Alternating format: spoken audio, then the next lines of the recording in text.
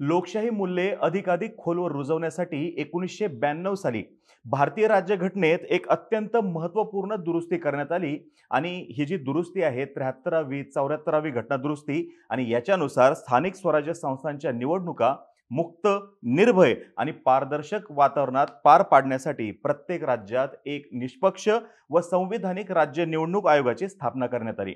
आज आपण माहिती घेणार आहोत स्थानिक स्वराज्य संस्था म्हणजे काय, या निवडणुका कशा होतात, कोण घेतं आणि सध्या कोणकोणत्या ठिकाणी या निवडणुका होणार आहेत. नमस्कार, मी अरुणराज जाधव बोल व्हिडिओवरती तुम्हा सर्वांचं अगदी मनापासून स्वागत करतो. महाराष्ट्रात स्थानिक स्वराज्य संस्थांमध्ये ग्रामपंचायत, जिल्हा परिषद, पंचायत समिती, नगर परिषद आणि महानगरपालिका यांचा समावेश होतो आणि यांच्या निवडणुका 5 वेगवेगळ्या कायद्यानुसार घेण्यात येतात. राज्य निवडणूक आयोग सर्व निवडणुकांसाठी मतदार याद्या तयार करून निवडणुकांचं आयोजन करतं.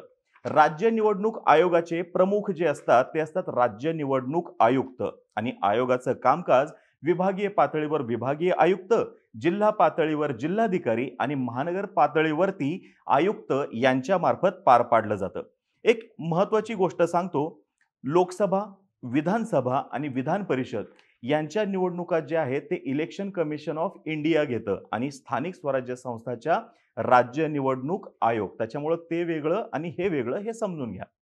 पुढील वर्षी महाराष्ट्रात परभणी, चंद्रपूर, ठाणे, नागपूर, अकोला, पुणे, पिंपरी चिंचवड, उल्हासनगर, नाशिक, सोलापूर आणि अमरावती या ठिकाणच्या महापालिकांच्या निवडणुका होणार आहेत. महाराष्ट्रात मुंबई शहराकरता मुंबई महानगरपालिका अधिनियम 1888 नुसार आणि इतर सर्व महापालिकांचं कामकाज महाराष्ट्र महापालिका अधिनियमानुसार चालतं. आता सदस्य संख्या किती असते किंवा ती ठरवली कशी जाते? मुंबई महापालिका जी आहे या ठिकाणची सदस्य संख्या 227 निश्चित करण्यात आलेली आहे.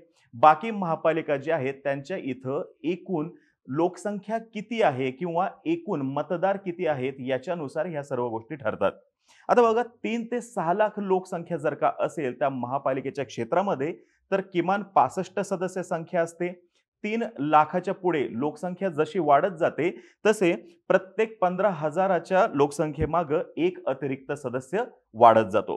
6 ते 12 लाखाच्या दरम्यान जर का लोकसंख्या असेल तर त्या ठिकाणी किमान 85 सदस्य असतात आणि पुढील प्रत्येक 20,000 जे आहे म्हणजे 6 लाखापासून पुढे प्रत्येकी 20,000 मागं एक सदस्य जो आहे तो वाढत जाताना दिसतो.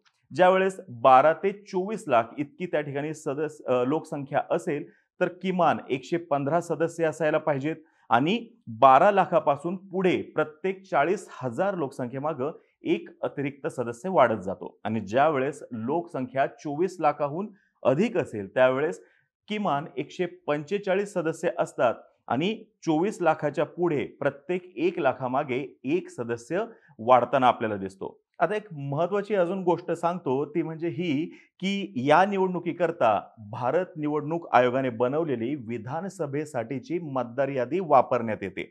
2021 मध्ये जनगणना जी होणार होती ती कोरोनामुळे झाली नाही. त्याच्यामुळे येणाऱ्या काळामध्ये ज्या स्थानिक स्वराज्य संस्थांच्या निवडणुका होतील त्यांच्यासाठी 2011 मध्ये जी आपली इथे जनगणना झाली त्याच्यानुसारच सर्व काही ठरेल. आता प्रभाग रचना कोण करतं हा एक फार महत्त्वाचा प्रश्न आहे आणि गेल्या काही दिवसांपासून सतत चर्चेमध्ये असतो. कोणी म्हणतं की राज्य सरकारच करतं म्हणून, तर तसं नाहीये. राज्य निवडणूक आयोगाच्या निर्देशानुसार महापालिका निवडणुकीसाठी आयुक्त जे आहेत जनगणनेची आकडेवारी विचारात घेऊन निवडणूक प्रभाग रचनेचा प्रस्ताव सादर करतात आणि त्याला राज्य निवडणूक आयोगाची मान्यता घेण्यात येते. म्हणजे कोण तयार करतं तर आयुक्त साहेब जे आहेत ते करतात. आता प्रत्येक महापालिकेचा कार्यकाल आणि त्या सदस्याचा कार्यकाल देखील 5 वर्षाचा असतो. जर का एखादी महापालिका विसर्जित झाली किंवा बरखास्त झाली तर 6 महिन्यांच्या आत निवडणुका पूर्ण होणं हे अपेक्षित असतं. निवडणुका घेणं नाही म्हणते, निवडणुका पूर्ण होणं अपेक्षित असतं.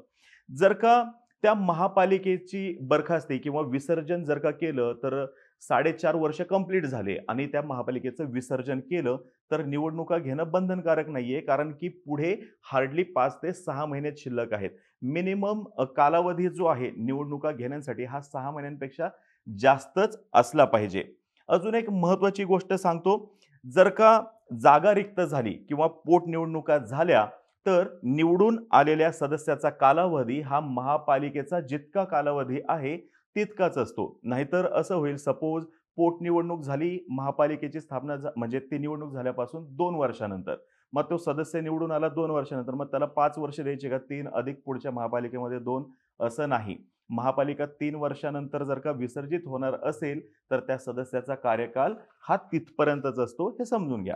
एकापेक्षा जास्त जागेवरती जर का एखादा सदस्य निवडून आला, या ठिकाणी नगरसेवक जर का निवडून आला, तर त्याला राज्य निवडणूक आयोगाकडून किंवा आयुक्तांकडून ज्यावेळेस नोटीस येते, ती नोटीस मिळाल्यानंतर कोणत्या एका जागेवरचं सदस्यत्व ते कंटिन्यू करणार आहे, हे त्यांना स्वतःच्या सहीने 3 दिवसांच्या आत लेखी स्वरूपात कळवणं अपेक्षित असतं. अन्यथा राज्य निवडणूक आयुक्त सांगतील त्या ठिकाणी त्यांना काम करावं लागतं, हे समजून घ्या. अजून एक, राजीनामा जर का द्यायचा असेल तर कुणाकडे द्यायचा? तुम्हाला आता माहिती आहे, आपण सगळीकडे बघतो. राजीनामा शक्यतो कुठे देतात? तर त्यांचा त्या जिल्ह्याचा जे कोणी पक्षाचा अध्यक्ष असेल त्यांच्याकडे देतात किंवा वरती कोणीतरी हेड असेल त्यांचा त्याच्याकडे देतात. तर तिथं नाही द्यायला पाहिजे. जर का राजीनामा द्यायचा आहे तर तो थेट महापालिका आयुक्त जे आहेत त्यांच्याकडे द्यायला पाहिजे. म्हणजे कसं ते लगेच तो ॲक्सेप्ट करतात. ज्यांच्याकडे राजीनामा देण्याचा आपल्या इथं प्रघात आहे किंवा दिला जातो, तिथं देऊन त्याचा काहीच फायदा नसतो. आयुक्तांकडे दिल्यावर ते कसं करतात, लगेच रिपोर्ट बनवणार, तिकडे पाठवणार आणि ती जागा रिक्त झाली असं सांगणार आणि थोड्या दिवसांनी पोटनिवडणुका लागणार. पण तसं कोणी काही करत नाही. अजून एक इंटरेस्टिंग फॅक्ट, एखादा सदस्य विधानसभेची निवडणूक जर का जिंकला, ठीक आहे, तर निवडणूक जिंकल्यानंतर त्याला महापालिका सदस्यत्वाचा राजीनामा देणं बंधनकारक नाही. हे फार महत्वाचं आहे. मतदान कोण करू शकतं? माहिती आहे सर्वांना. 18 वर्ष पूर्ण झालेला कोणीही व्यक्ती मतदान करू शकतो. अगोदर 21 वर्ष वय होतं, परंतु ते 18 वर्ष करण्यात आलेलं आहे.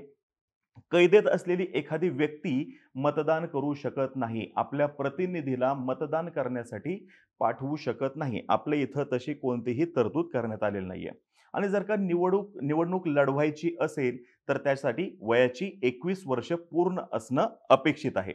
निरक्षर आहे जर का एखादी व्यक्ती, तर ती व्यक्ती सदस्य होण्यास अपात्र असते का? तर बिलकुल नाही. निरक्षरता हे अपात्रतेचं कारण आपल्या इथं सध्या तरी नाहीये.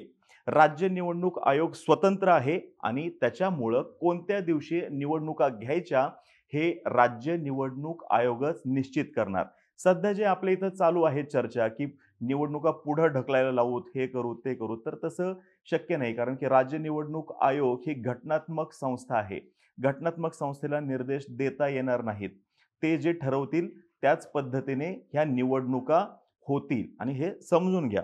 अजून एक महत्त्वाची गोष्ट सांगतो ते म्हणजे निवडणूक ज्यावेळेस लढवली जाते, पक्ष वगैरे हे सर्व असतं, तर त्या पक्षाची नोंदणी राज्य निवडणूक आयोगाकडे करणं अपेक्षित असतं.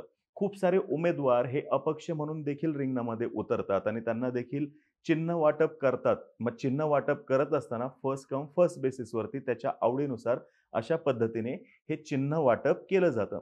तर ही थोडीशी माहिती तुमच्यासाठी स्थानिक स्वराज्य संस्थेची येणाऱ्या काळामध्ये स्थानिक स्वराज्य संस्थांच्या निवडणुका होणार आहेत म्हणून आम्ही घेऊन आलो होतो.